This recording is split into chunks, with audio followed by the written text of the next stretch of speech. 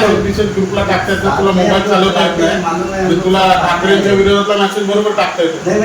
वो मैसेज कैसे फॉरवर्ड होते रहते हैं और वही बराबर राइट करते हैं. इसके लिए हो गया आम्हाला शिकवलं कैसे हो गया वो? तोच मेसेज कसा झाला? तोच कसा फॉरवर्ड झाला?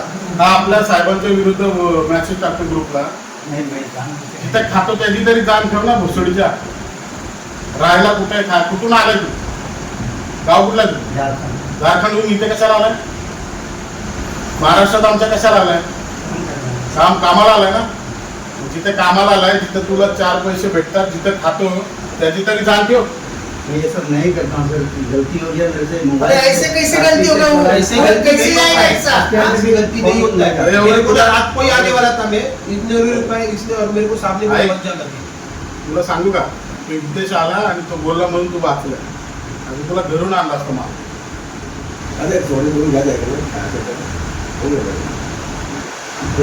मी रात्री झालेलो माहितीये ना, मी रिटर्न कुठून आलो आहे, मनवेलपाड्यात रिटर्न आलो आहे ना, त्याला रात्री दुसऱ्या चालू तर अशा लोकांची हिंमत होती, हा एक टाकल्यानंतर बाकी लोक टाकणार ना. आणि त्याच्यावर कमेंट मारतात हो बाकी. खिशामध्ये फोन टाकून मेरा नाम मराठीत बोल. माझं नाव. माझा नाम कुलदीप गुप्ता.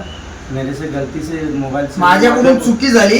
माझ्याकडून चुकी झाली. मी राज साहेबांवर जे व्हिडिओवर बोललो मी राज साहेबांवर व्हिडिओवर बोललो, त्या गोष्टीची मी माफी मागतो राज साहेबांच्या त्या गोष्टी मी माफी मागतो. राज आणि सर्व मराठी लोकांची सर्व मराठी लोकांना मी माफी मागतो.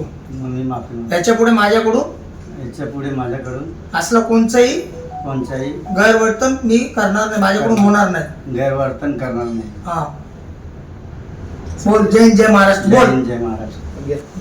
नमस्कार, जय महाराष्ट्र. मी पांडुरंग लोखंडे, महाराष्ट्र नवनिर्माण वाहतूक सेना वसई तालुकाध्यक्ष. काय नाव आहे तुझं? कुलदीप गुप्ता.